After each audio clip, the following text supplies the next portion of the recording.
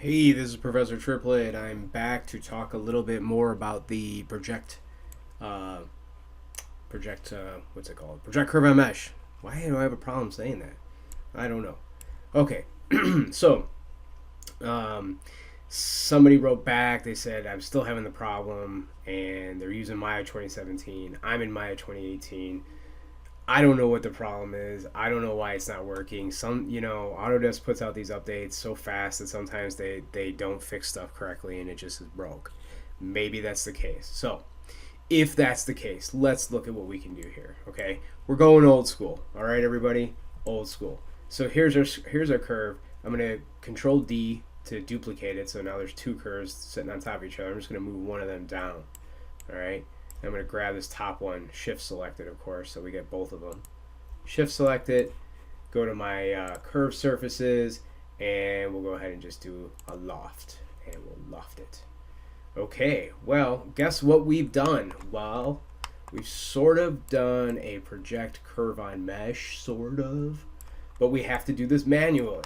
Okay, so let's go ahead and get our poly modeling tools out, and before we had the fancy dancy project curve on mesh tools, we used to use a cut tool. All right. So anyway, we come in here and we pick a point to start. I don't know. How about right here? Oh, I got the wrong thing selected. Let's select that. All right. Sorry. Got to select the torus. All right. Let's go ahead and start cutting this guy right here. There and there and there. And we're kind of just trying to line it up with where this thing touches the surface here. All right, that and that, so on and so forth.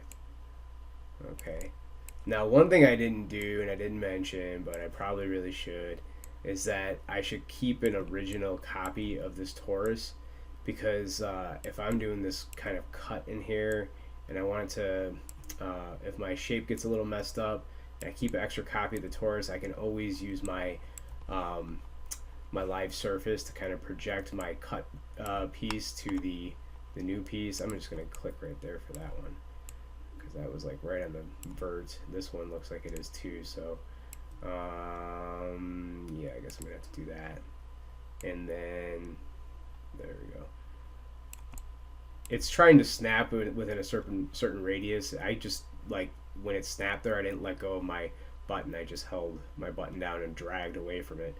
So you see that? I just click and start dragging away. Alright, so we keep doing this.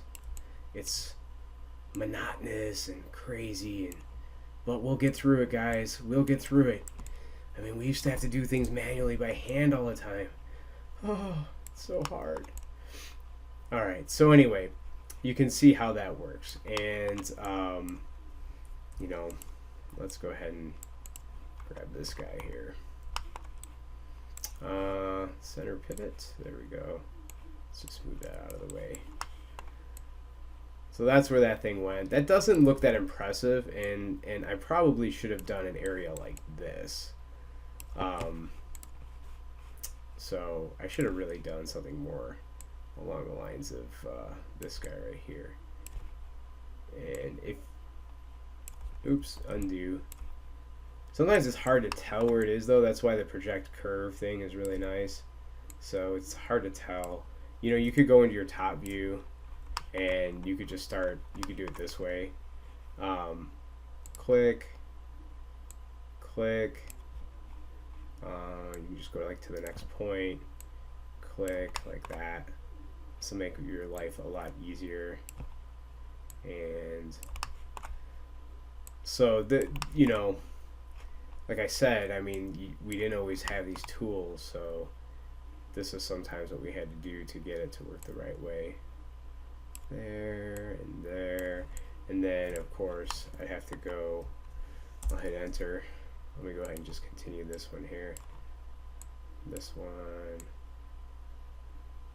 hit enter, and then let's go back to our perspective, and of course I could just keep following it down. So we have one right there, one right there,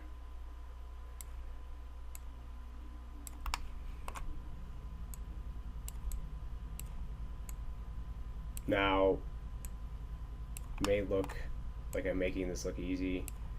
I've done this quite a few times, so it's just practice. You're training your eye to see what it needs to see, and then you get better at these things. You do something like this, you can actually drag that like that. Click on this one next then, and then click here, and it'll continue it.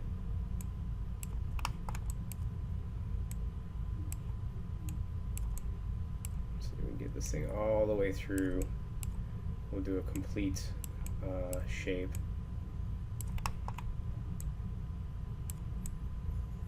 And that one looks like it goes right to the vertex there. I think that might be it. We'll find out in a second. Let me just drop that.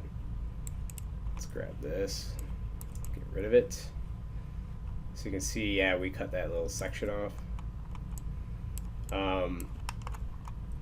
You know, something like this, you're gonna have to, obviously you're gonna have to fix the topology. It's a little bit wonky. You know, something like this, you're gonna want to edge collapse. Let me go to my own tools here. So, collapse. People are sending me emails right now saying, my things don't work. So we just hit G, that repeats the tool, instead of doing it over and over again. See, we got these little close ones here. And, let's see here.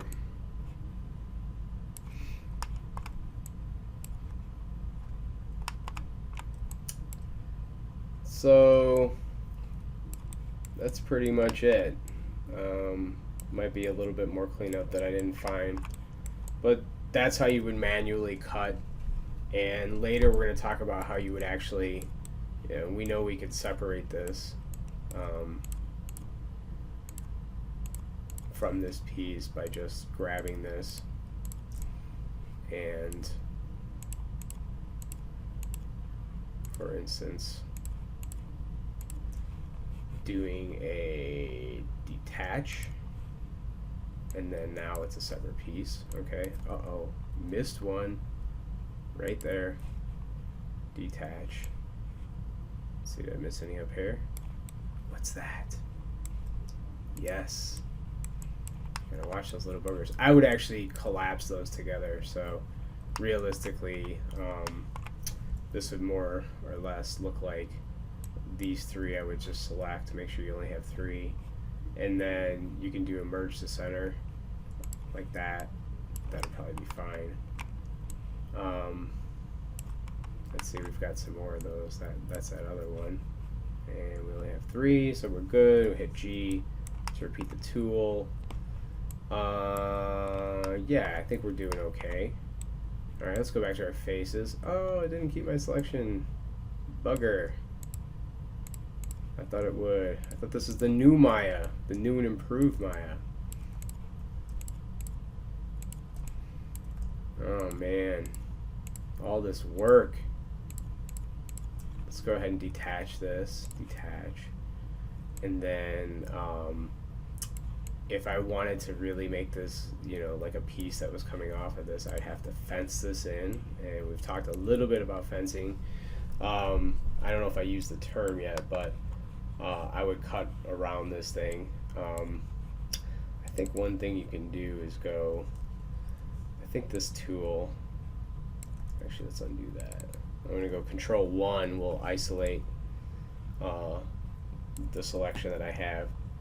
There's a tool that we're getting into this week, and because we're going to do mesh tools here, and there's this offset edge loop tool. Although I don't know if it's going to work on this because it's got all kinds of n-gons. If it doesn't have n-gons, it works pretty good. But yeah, I knew it was going to have an issue. If I did it on an area that wasn't an n-gon, it might. Yeah, it's not working. What it does is if you grab it here, you can see it'll split in offset edges, like so, and add those extra edges in. But it doesn't like this ugly geometry, so I'd have to fix up the geometry before it worked correctly. So that's a lesson for another day. But anyway, you know, this is how you would manually take care of it, and I hope that explains, how nice these tools are, that we have these new and improved tools. So, okay, that's it for this one. I just want to show the manual old school method. Thanks for watching. Hey everyone, I watched the video and then I realized that I kind of didn't explain something really well, and actually I sort of made a mistake in what I said. And that was way back in like maybe 2 minutes of the video, the first 2 minutes, I said that sometimes you want to keep your original surface, like an intact original surface, so that you can snap to it.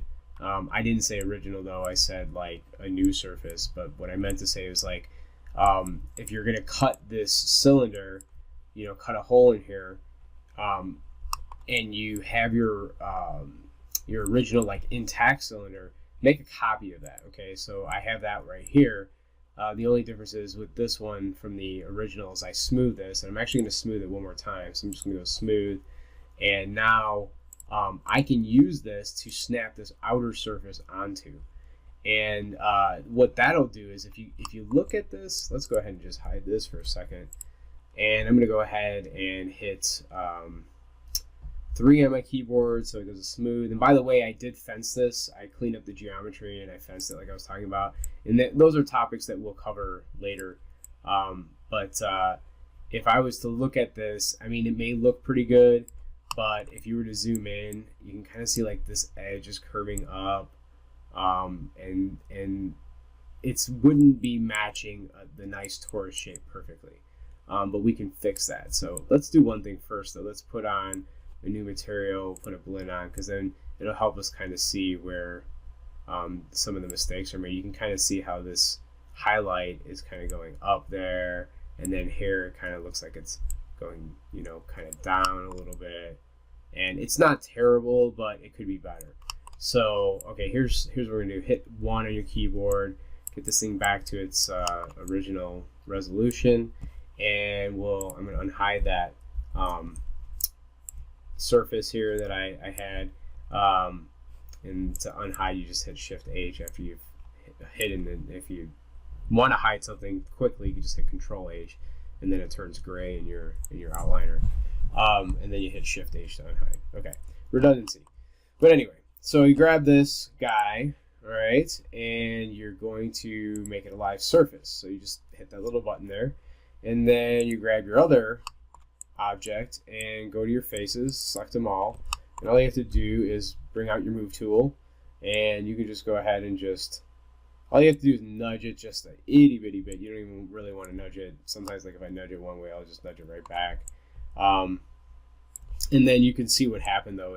It basically everything flattened out to the surface, so it basically projects right to the other surface, and now we have a nice smooth, as smooth as this torus could be.